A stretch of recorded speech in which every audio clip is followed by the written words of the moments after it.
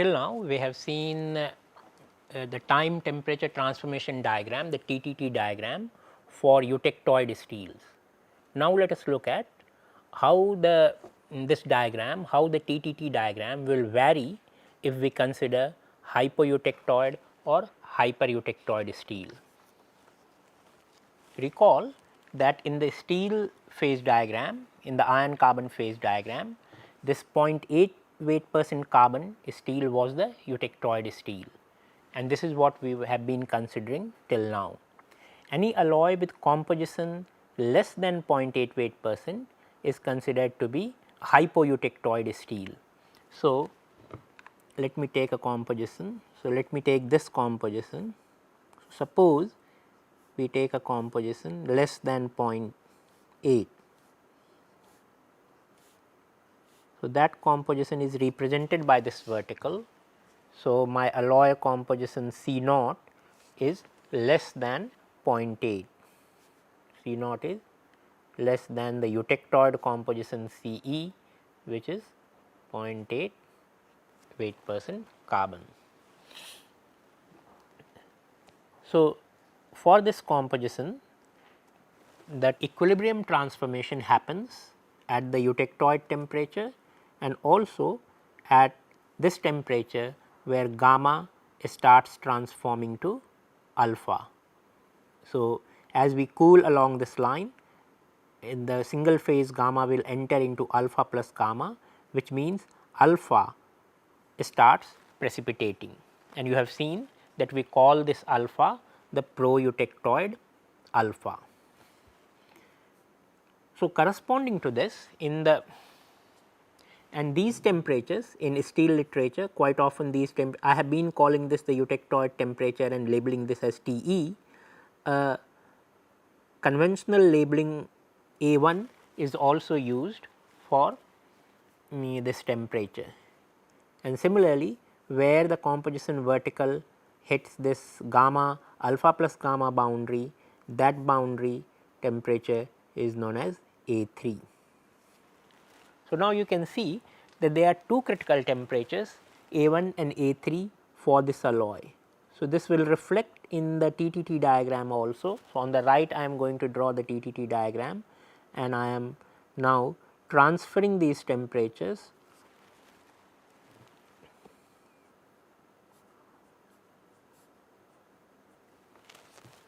onto the TTT diagram. So, this is going to be the TTT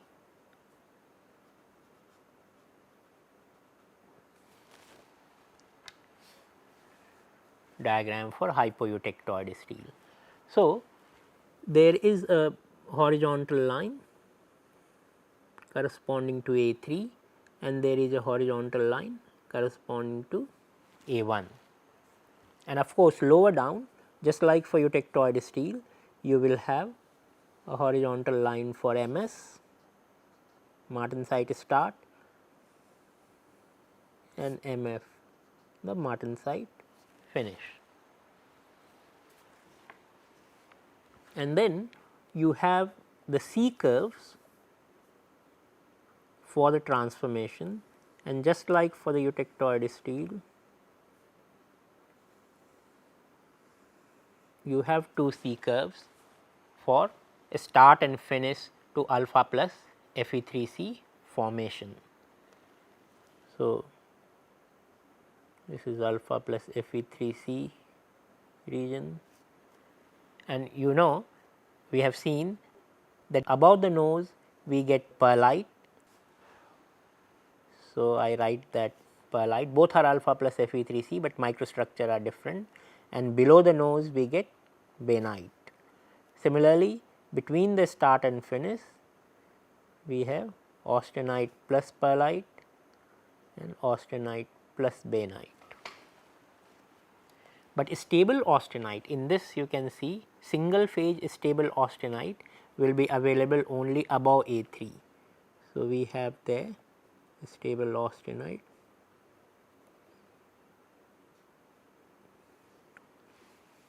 and below A1 of course austenite is unstable. So, we have unstable austenite.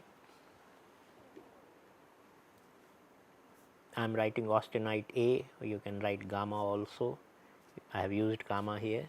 Now you should be familiar with both these symbols.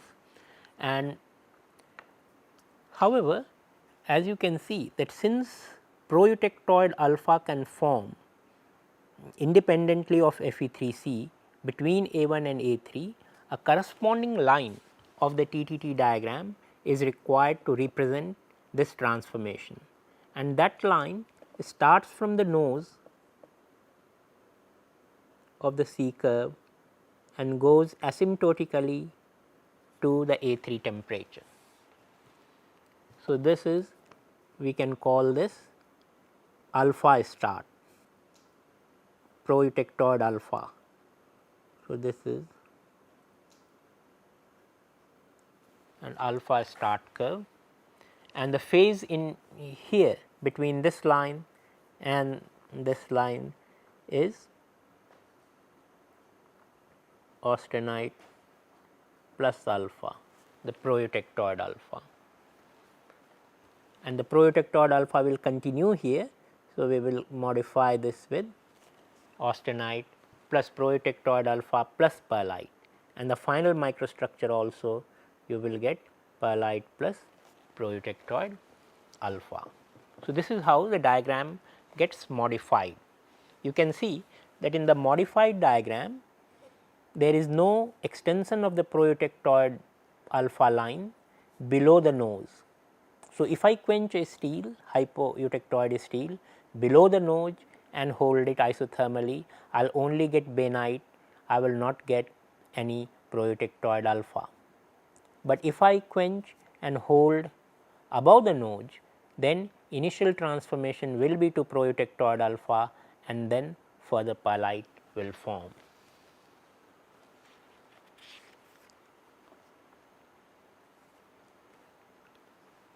Now, exactly similar situation is there for hypereutectoid steel. Hypereutectoid steel, you should note, are steel with composition greater than. So, C naught is greater than 0.8, the eutectoid composition. So, the composition vertical is on the right hand side of 0.8, and there the phase is gamma plus Fe3C. So, the proeutectoid phase which you form is cementite.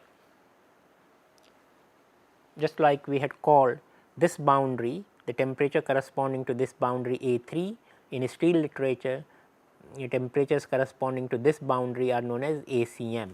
So, I have two critical temperature, A1 which is independent of composition, and ACM which will depend on composition. So, I transfer this on the temperature axis of the TTT diagram. So, I have A1 here and ACM here, and I have the two corresponding horizontal line. Again you have horizontal lines for MS and MF as well, and you have the start and finish line for perlite and bainite, but at the same time you have a line representing the start of proeutectoid cementite. So, this is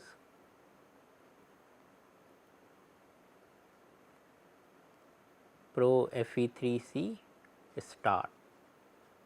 This goes it starts with the nose and goes asymptotically to the ACM temperature. So, if we write the phases, we have stable austenite, then we have here austenite plus cementite, here we will have austenite plus pro Fe3C plus perlite, and finally we will have pro Fe3C plus perlite. But just like in the hypoeutectoid case, if you quench below the nose, there is no formation of proeutectoid Fe3C, it is totally suppressed and you will get only bainite. there will be no proeutectoid Fe3C.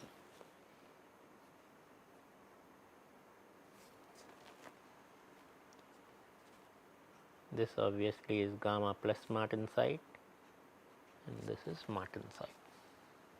So, this is how the diagram changes for hypoeutectoid and hypereutectoid steels.